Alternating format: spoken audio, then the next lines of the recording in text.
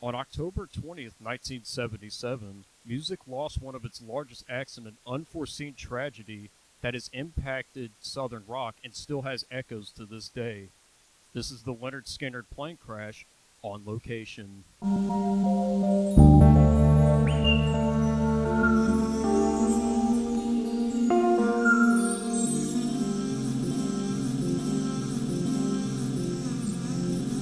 Lynyrd Skynyrd is an American rock group that started sometime in 1964 based out of Jacksonville, Florida. The original members included Ronnie Van Zant, Gary Rossington, Alan Collins, Larry Ljungstrom, and Bob Burns. When the group released their first studio album in 1973, titled Pronounced Lynyrd Skynyrd, they went ahead and added Lenny Wilkinson, Billy Powell, and Artemis Pyle, who replaced Burns. The group became a household name with their two most influential tracks, Freebird and the other song that questions the feasibility on going across town whenever you could just go across the hall. So by the year 1977, the group became one of music industry's largest acts and were intending on the growth in popularity to never end. During the morning hours of October 20th, the band performed a concert at Greenville Memorial Auditorium in Greenville, South Carolina. Shortly after, they went to another location to attend a party. Then they packed up all their belongings so they could head out to the airport. There at the airport, they boarded a Convair CV-240 and departed to their next destination in Baton Rouge, Louisiana. However, this is 1977, so smaller aircraft like this were not built like the ones that we have today, meaning that they have to make frequent stops along the way. This model in particular was built in 1947 and had a history of maintenance issues, so the frequent connections along the way were for refueling and having to do maintenance inspections. Their stops included Electric City, South Carolina. Then after that, they landed in Atlanta, then connected to LaGrange, Georgia. Then from LaGrange, Georgia, they went to Hattiesburg, Mississippi. Then from Hattiesburg, they went to Macomb, and then finally Baton Rouge, where they were to play at LSU on the 21st. All stops were successfully made until the last leg of the flight path, where unfortunately they didn't reach their destination. Once they were passing through Macomb, the pilots noticed the plane guzzling down fuel a lot quicker than anticipated, were more willing to just make it to Baton Rouge and deal with the problem there. However, once they were positioned some point over St. Helena, Louisiana, they radioed for an emergency landing at the closest airport due to fuel exhaustion. Unfortunately for them, though, that airport was the one that they just passed all the way back in Macomb. So they ended up having to make a 25-degree heading on the U-turn to go back up towards Macomb, but at that point they were unable to make it because they had just exhausted through all of their fuel reserves and ended up having to make a crash landing right here in Gillsburg, Mississippi.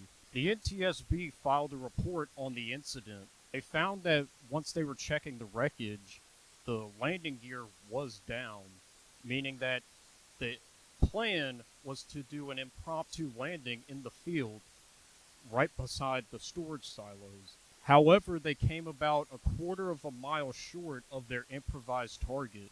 The landing gear began to hit the treetops below them, causing them to slow down momentum and thus crashing into the forest below.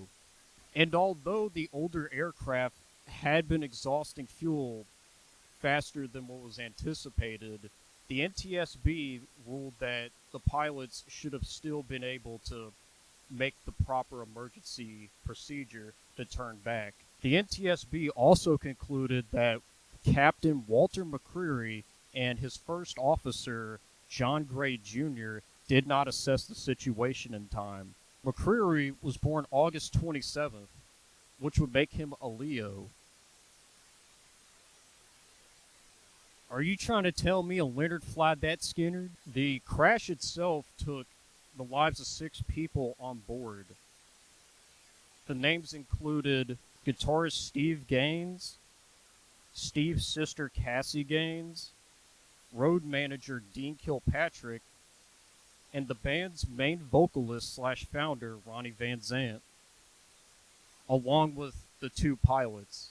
The other 20 passengers on board suffered moderate to serious injuries. 2006, Pat Adams from the Tennessee Concerts website conducted an interview with a local of this area who had witnessed the event firsthand. The resident's name was Jacqueline Cooper, the granddaughter of the property owner, Percy Easley.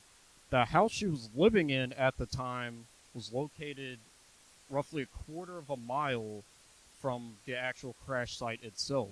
It was late in the evening when the family was eating dinner that when they had their windows open, they heard the sounds of metal clinking together for roughly 30 seconds.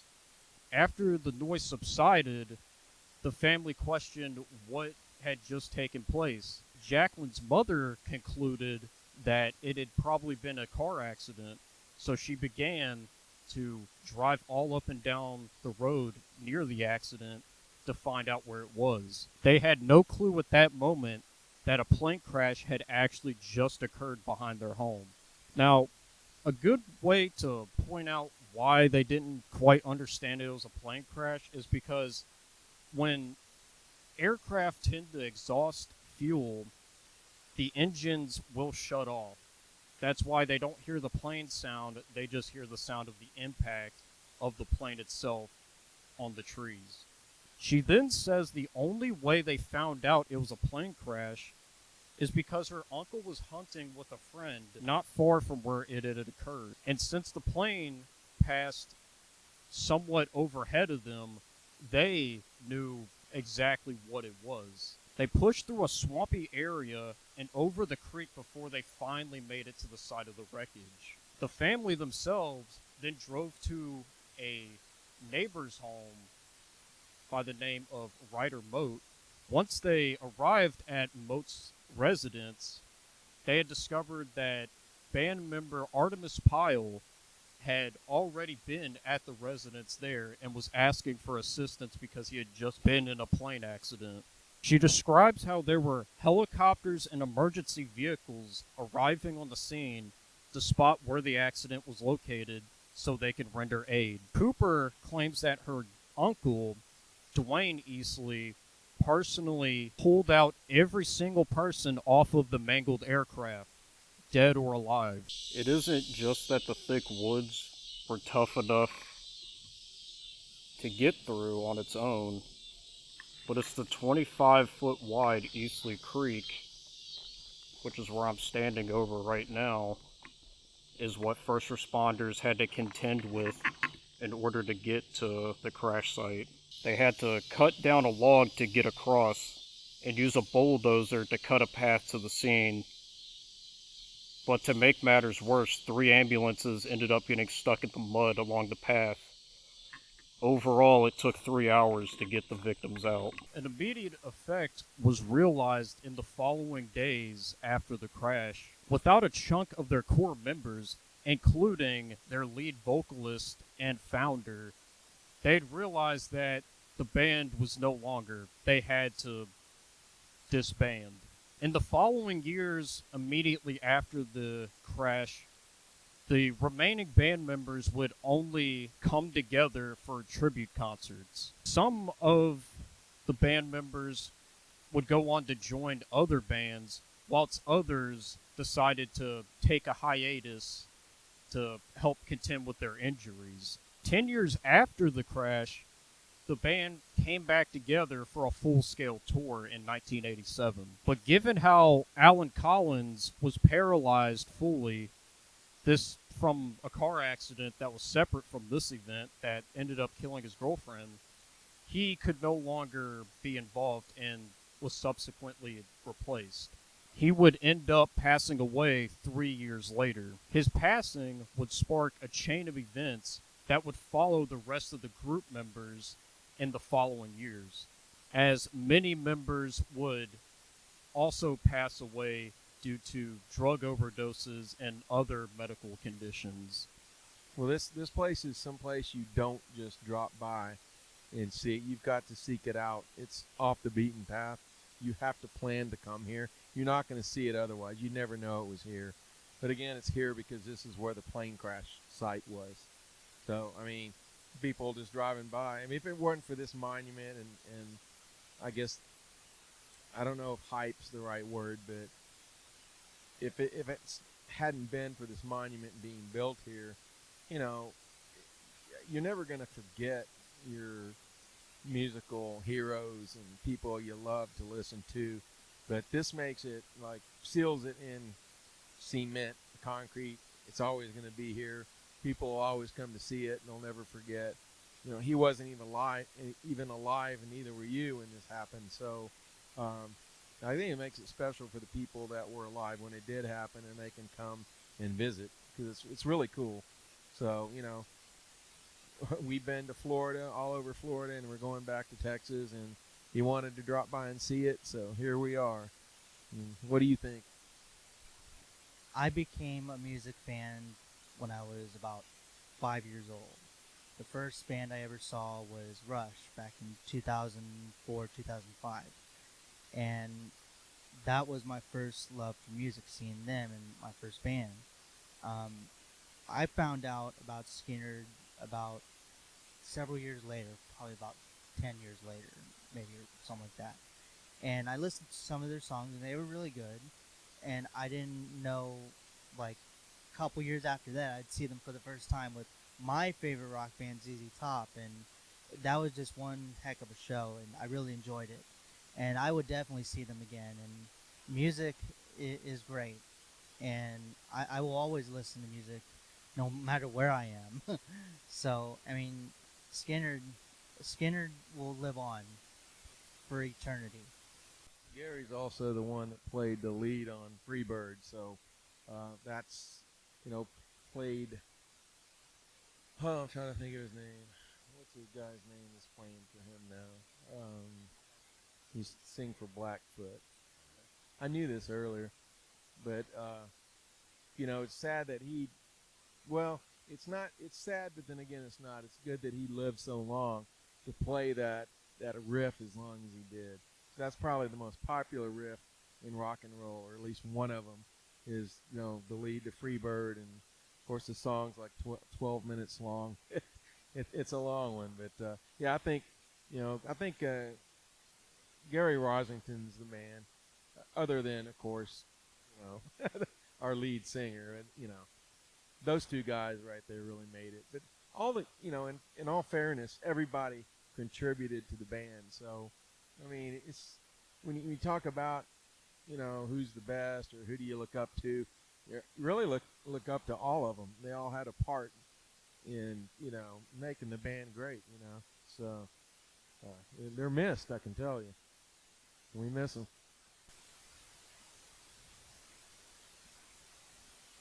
What's left of the group today is a remnant of its former self. Many members have gone on, passed away, but they still try to keep the group somewhat together to continue to do tours. Jacqueline Cooper also states that in 2002, the remaining band members came back to Ryder Mote's property to perform a concert as a tribute to the plane crash incident itself. Now, this here is the gate that the owners would typically invite people to go along to get to the old tree. However, in 2021, Hurricane Ida destroyed the tree, meaning that nobody could go to the exact spot where the fuselage had once rested to pay their respects at that tree. Now, just to give my final thoughts without a script, the Lynyrd Skynyrd plane crash incident is not something that's on a scale as far as the entertainment industry that I could think of since the Buddy Holly plane crash in the 50s. And even that, I don't think amounts to this scale of just how much of a certain group, and as far as the popularity is concerned, was impacted. I was talking to the gentleman who I was interviewing earlier, and I mentioned how it's such a, even to this day, there has not been really this much of an impact where a group members of an entertainment sect just disappear like that at the height of their popularity. And so that's what makes the impact of the Lynyrd Skynyrd plane crash so significant. It's unlike anything we've really seen since. Also, get to point out just how awesome the